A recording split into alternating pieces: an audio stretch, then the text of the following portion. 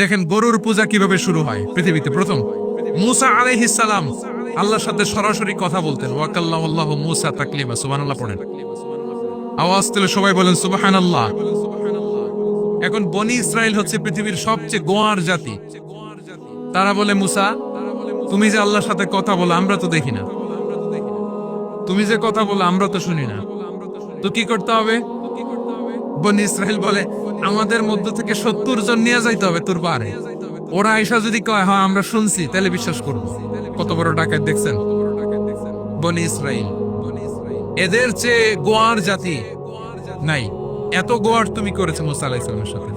তুমি যে আল্লাহর সাথে কথা বলো আমরা তো দেখি, কি করব? 70 জন আমাদের বন্ধু বান্ধব যে যদি দেখে তারা বললে ওকে আস, 70 জন আস।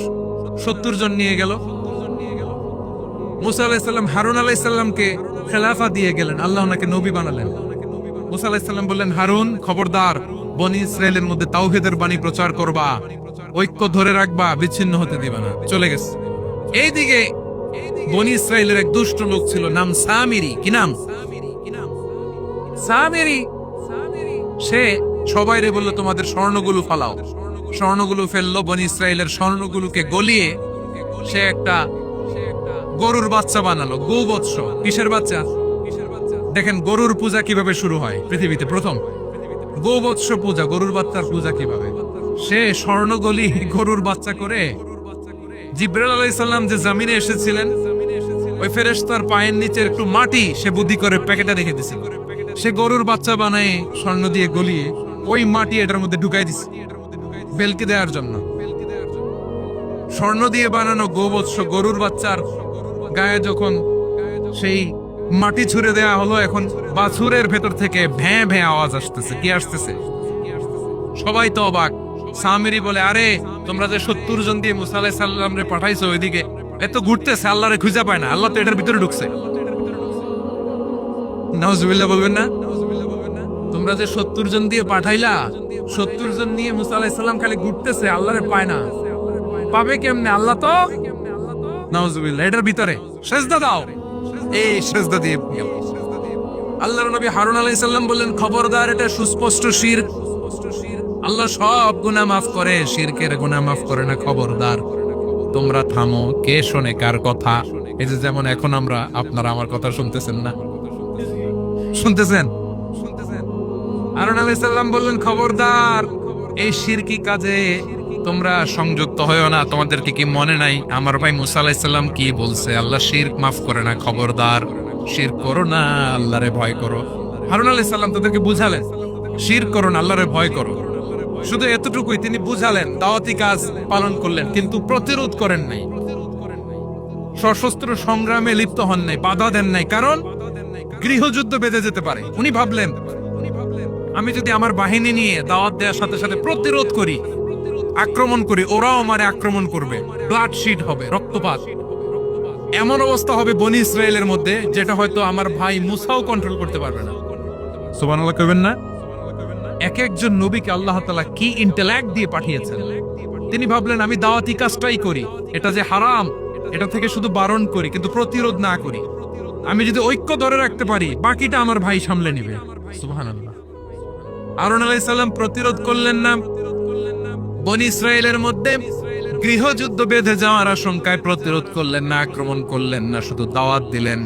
ইন দা মিন টাইম মুসা আলাইহিস সালাম আল্লাহর সাথে কথা বলে যখন ফিরে আসলেন, দেখলেন বনি ইসরায়েলের অধিকাংশ লোক মুশরিক হয়ে গেছে। মুশরিক হয়ে গেছে। মুসা আলাইহিস সালাম রেগে গেলেন। রেগে প্রথমে বনি ইসরায়েলদেরকে অ্যাটাক না করে ভাইয়ের দাড়ি ধরলেন। হারুন আলাইহিস সালামের দাড়ি আর চুল। মেজাজি নবী ছিলেন। হারুন, তুমি কি করলা? তোমার কি দায়িত্ব দিয়ে গেলা? তুমি কি করলা? তুমি থাকতে বনি ইসরায়েল কেমন করে শিরকের কাজে নিমজ্জিত হয়ে যায়? সাইয়েদনা হারুন আলাইহিস সালাম বললেন, ইন্নী, কোরআন সাক্ষী, কোরআন থেকে কোট করছি, ইন্নী খাশীতু আন তাকুলা ফাররাকতা বাইনা বনি ইসরাঈলা ওয়া লাম তারকুব কওলি। ও আমার ভাই, আমার দাড়ি ধরবেন না, আমার মারবেন না।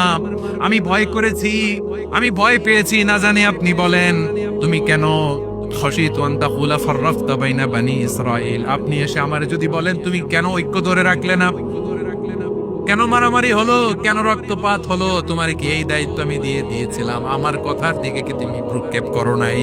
আমি যে বলছি তাওহীদের বাণী প্রচার করবা আর ঐক্য ধরে রাখবা, আমার কথা কি শোনো নাই?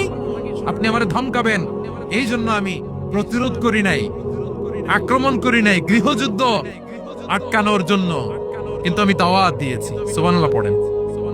ঐক্য ধরে রেখেছেন। মুসা আলাইহিস সালাম মুহূর্তেই সামিরীকে আক্রমণ করলেন, অ্যাটাক করলেন, শাস্তি দিলেন। মুহূর্তেই ওই গোবৎস গরুর বাছুরকে ভেঙে চুড়ে মেসাকার করে সাগরের মধ্যে ভাসিয়ে দিলেন। পুরো বনি ইসরায়েলকে আবার তাওহীদের উপর প্রতিষ্ঠিত করলেন। পড়েন সুবহানাল্লাহ। এই ঘটনা থেকে শিক্ষা কি? শিক্ষা হচ্ছে আপনি শিরকের আড্ডাখানা দেখলেও বৃহৎ স্বার্থে তাওহীদের দাওয়াত দিবেন, প্রয়োজনে আপনি ঐক্য নষ্ট করবেন না। সুবহানাল্লাহ পড়বেন না? তাহলে ঐক্যের গুরুত্ব বেশি না কম বলেন? আওয়াজ করে বলেন। ওয়াতাসিমু বিহাবলিল্লাহি জামিআ, আল্লাহর রশিকে আঁকড়ে ধরো। ওয়ালা তাফাররাকু, তোমরা বিচ্ছিন্ন হয়ো না। পেকুয়ার ভাইরা আওয়াজ করে বলেন তো আদেশটা কার? এখন বলেন আমাদের ঐক্যবদ্ধ জীবনের দরকার আছে না নাই? এই যে ডক্টর মোহাম্মদ ইউনূস আমাদের লিডার, উনি যে আমাদেরকে জাতীয় ঐক্যের আহ্বান জানিয়েছে, ওনার আহ্বানে আমাদের সাড়া দেওয়ার দরকার আছে না নাই?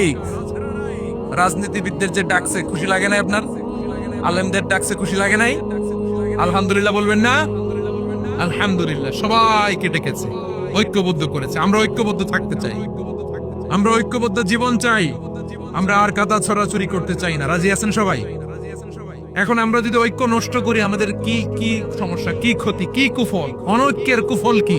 কয়েকটা কুফলের কথা বলে শেষ করব। প্রিয় ভাইরা, what are the drawbacks and these advantages of division, social and political division in the society, these unity?